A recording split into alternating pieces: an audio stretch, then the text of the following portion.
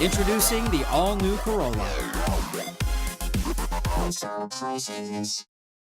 The Centers for Disease Control are currently investigating how many people a prisoner at DOC may have come in contact with during his time behind bars.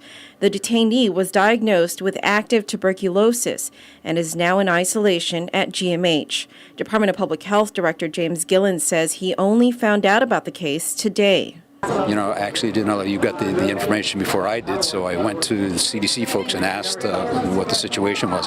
They're aware of it. They have staff over there now doing testing. The person has active TB, and it's a fairly serious stage and is in isolation. DOC Internal Affairs Officer Jeff Lemo says the CDC was at the correctional facility today conducting an investigation, but in all likelihood, he says, all 720 detainees, inmates, and employees will have to be tested. CDC is present here at the facility doing their investigation. It might be an isolated incident where a detainee is being housed in an infirmary.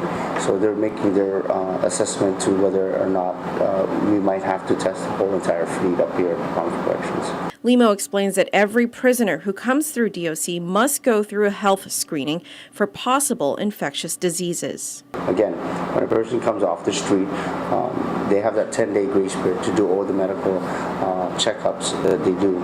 They go through a medical checklist to find out if in fact they do or want a carrier of tuberculosis. And then we'll make an assessment with the medical setup. How long has this detainee, how long was he confined here at DOC? I don't have that information as far as how long he has.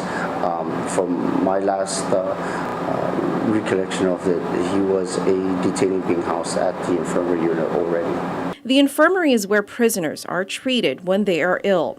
Despite the typically high incidence of TB in prisons across the world, Lemo says it's actually not that common here in Guam. How often does this happen? I mean, is this common? Is it common for an inmate or a detainee to be diagnosed with TB or some serious infectious disease? Well, it's not common. It doesn't happen every time up here. But it is, of course, very important that we take action immediately, not only because this is a place of confinement.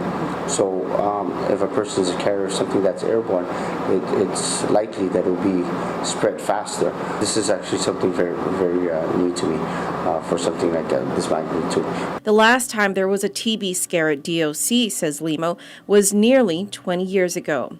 Meanwhile, Gillen says once the testing is complete, results will be read in 2 days, and anyone who tests positive will be treated immediately. So we'll get some more information on if any other positive reactors. When we get those, we'll do the radiology to see if there's any active TB, and then we'll go from there. And this is another one. This is a disease of overcrowded, poor living conditions, and there's 700 people in that facility. Should the public be concerned about this? I wouldn't say unless the public's going back and forth into the facility, but I wouldn't think so. According to the CDC, tuberculosis is a bacteria that usually attacks the lungs and is spread through the air from person to person by coughing, sneezing, talking, or singing. Symptoms include pain in the chest, a bad cough that lasts more than 3 weeks, coughing up blood, weakness, fever, and weight loss. You can learn more about the disease on the CDC website at cdc.gov.